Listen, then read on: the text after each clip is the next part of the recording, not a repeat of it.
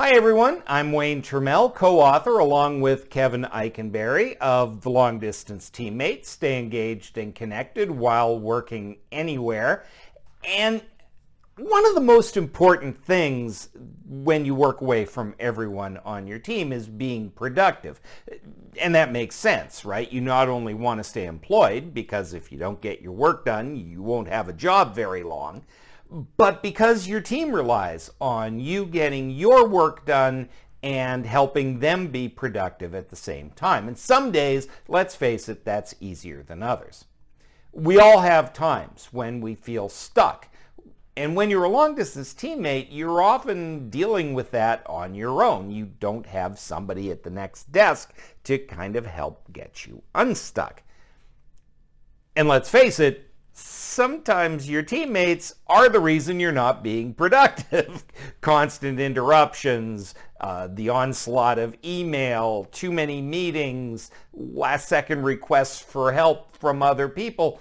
How do you manage your own performance while being a good teammate? And remember here, we're not talking about being busy. Lord knows you're busy. You're probably working too many hours as it is. But being productive is different. Productivity is getting the right work done in the right way at the right time. And so we have 4 questions in the book that you can ask yourself when you're stuck that may help you get some traction under those wheels and help you get back to being as productive as you can be. So 4 pivot questions. The first question is, what am I focused on right now? When you find yourself going, being busy, and not accomplishing anything, it's really important to look at where are you putting your attention.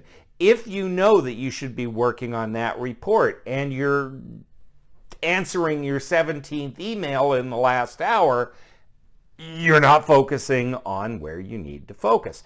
A really simple but not easy thing is to reduce that distraction.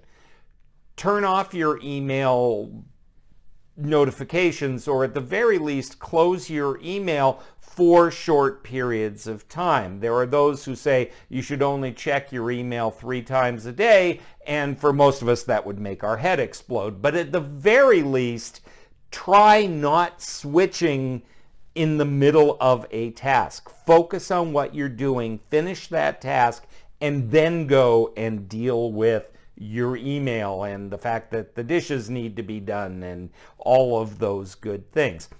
Understand where you're focusing. Now that's a good start. The second question, though, is what should I be focusing on?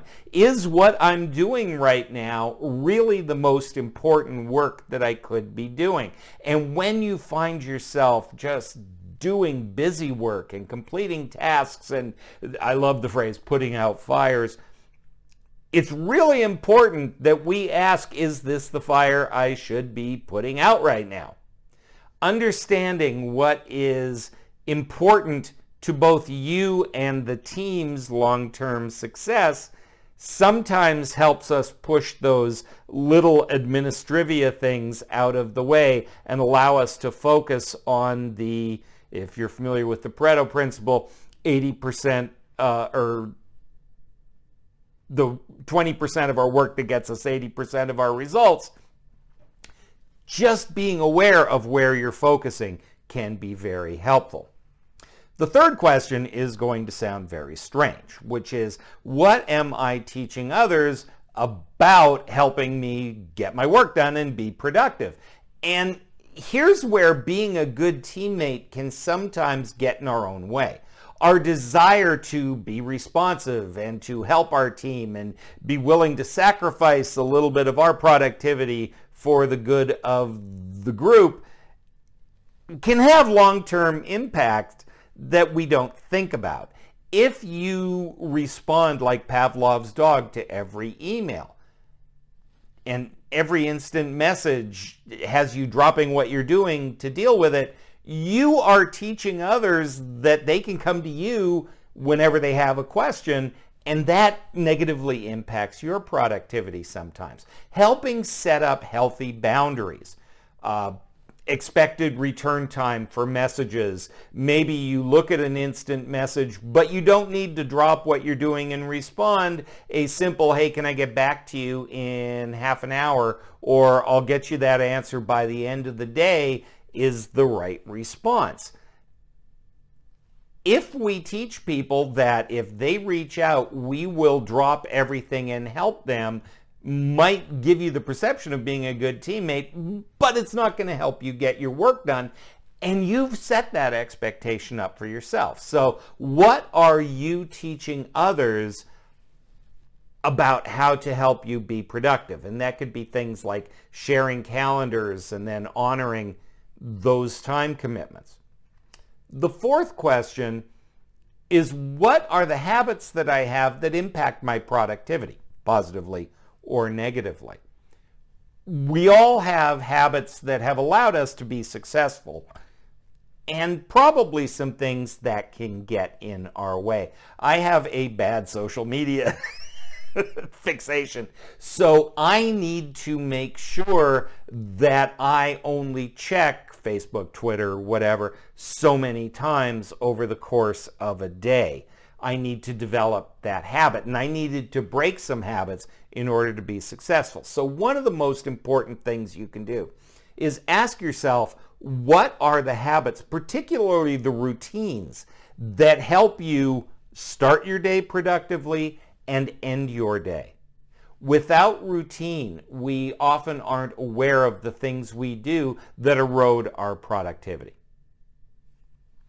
So what am I focused on right now? What should I be focusing on? What am I teaching others about how to help me be productive? And what habits do I have that impact my productivity? It's easy to sacrifice your own productivity in the name of being a reliable team member or just being seen as a good guy.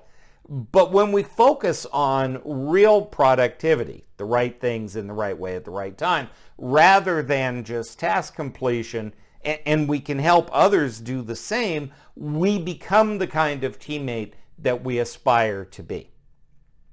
For more tips like this, check out The Long Distance Teammate. Stay engaged and connected while working anywhere. You can also visit the book's website, www.longdistanceteammate.com. I'm Wayne Trammell from the Remote Leadership Institute. Thanks for joining us.